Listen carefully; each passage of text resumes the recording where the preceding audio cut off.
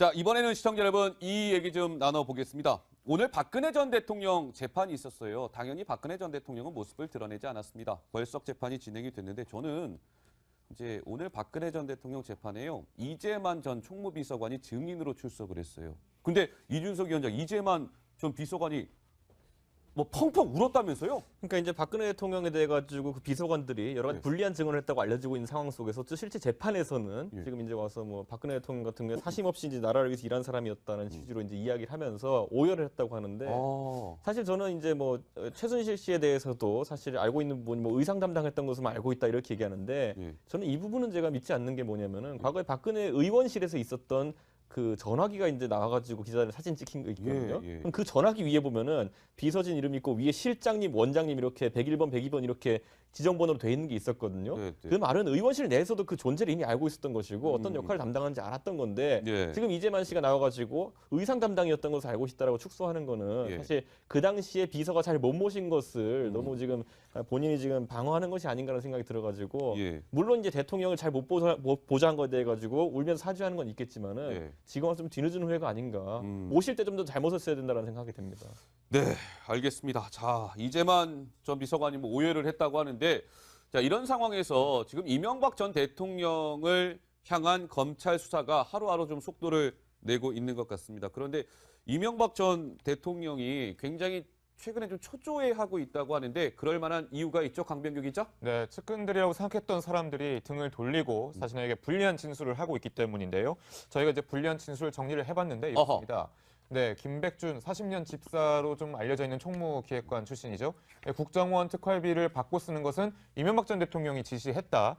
그리고 이제 키맨으로 불리는 이제 김희중 전 제1부속실장은 진실을 아는 건 이명박 전 대통령 그리고 진실이 가려지겠나 나의 마지막 진원이다라면서 이제 경고를 했었고 이명박 전 대통령의 측근들은 국민이 촛불 들고 나와야 정신을 차린다라고 세게 얘기하면서 측근들이 아예 등을 돌렸구나 뭐 이런 분석이 계속 나오고 있어요. 그런데요, 시청자 여러분, 노은지 기자가 취재를 했는데 실제로 이런 얘기가 MB 캠프 쪽에서 나온다는데요.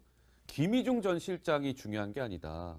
김백준 기획관이 뭔가 검찰에서 하나씩 이야기하면 이거 일이 커질 수 있다. 이렇게 좀 긴장하고 있는 모양새라면서요. 네, 40년 직위인데다가 그냥 집사라고 불릴 정도로 이제 이명박 전 대통령 일가의 어떤 재산 내역이나 이런 것들을 관리를 하던 사람이 바로 김백준 전 기획관이기 때문인데요. 이런 얘기를 하더라고요. 검찰에서 뭔가 추가적인 진술, 뭐 예를 들자면 폭로 같은 걸 한 이후에 이 전 대통령 측과 연락이 안 되고 있다고 합니다. 그리고 이 전 대통령이 그래서 김백준 기획관의 태도 변화에 좀 불안해하고 있다 이런 얘기를 전해줬고요.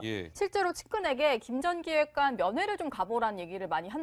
가서 조금 얘기를 들어봐라. 그리고 도움 줄 수 있는 부분이 있으면 도움을 주자 이렇게 얘기를 한다는데 뭐 김 전 기획관이 피한다는 것도 좀 있지만 그리고 검찰 수사를 매일 받고 있기 때문에 만남이 성사되지 않아서 뭐 불안감이 좀 더 커지고 있다 이런 얘기들을 좀 전해줬고요.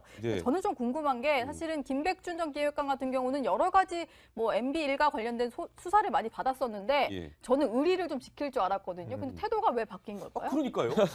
실제로 이제 우리가 총무기관, 총무비서관 이렇게 하시는 분들이 노무현 대통령께도 이제 보면은 그 당시 정상문 씨가 이제 여러 가지 일로 검찰 조사 받으면서 그분의 말 한마디에 따라 가지고 조사 방향이 많이 달라지지 않았습니까?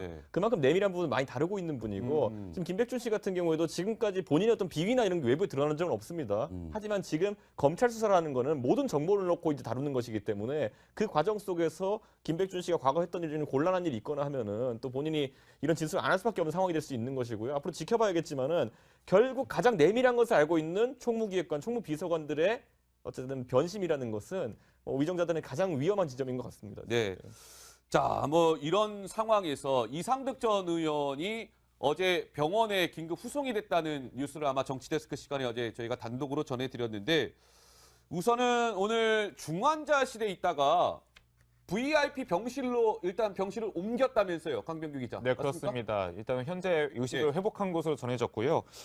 어젯밤 늦게까지 이제 비서와 딸이 병원을 지키다가 의식을 좀 회복한 것을 확인을 하고 집으로 돌아갔다고 합니다. 그리고 말씀하신 것처럼 특실 12층 이병원 12층에 있는 특실로 옮겨졌는데요. 이제 기자들이 이제 좀 다가가려고 하니까 병원 관계자가 몸으로 막고 상당히 좀 엄격하게 그 통로를 지키고 있다고 전해지고 있습니다. 근데 이제 이상득 전 의원은 사실 병원에 이제 후송이 됐다는 얘기가 전해지면서 일각에서는 이런 의혹을 제기했었잖아요. 꾀병 부리는 거 아니냐, 검찰 조사 안 받기 위해서. 근데 그런 걸 의식해서인지 이준석 위원장, 이상득 전 의원이 내일 예정대로 나 검찰에 출석하겠다 또 이렇게 밝혔어요. 예. 지금 이미 이제 의학적으로 이제 보면 본인 건강 상태에 있어가지고 상당히 어려운 상황이라는 걸 국민 다수가 인식하고 있지 않습니까? 그렇기 때문에 여기서 만약에 검찰 수사 안 받겠다고 하면은 과거에 이제 의학적인 이유로 검찰 수사를 좀 피했던 많은 사람들과 오버랩이 되기 때문에 네. 그런 생각 때문에라도 무조건 받겠다고 할 것이고 다만 이제 검찰에서도 이 이상득 의원이 실제 고령이지 않습니까? 예. 그런 지금 검찰 조사도 많이 받았고 심리적으로 불안정하고 이렇기 때문에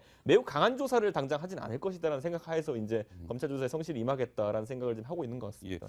근데 이상득 전 의원이 뭐 고령인데요. 실제로 뭐 양쪽 눈이 거의 뭐 지금 실명 위기 상태라고 하고 뭐 실제로 뭐 수술도 예정이 돼 있었다면서요, 맞습니까? 예, 그렇습니다. 그러니까 일주일 뒤 이번 달 31일에 이제 각막 이식 수술에 예정돼 있던 상태라고 흔히 알려왔는데요.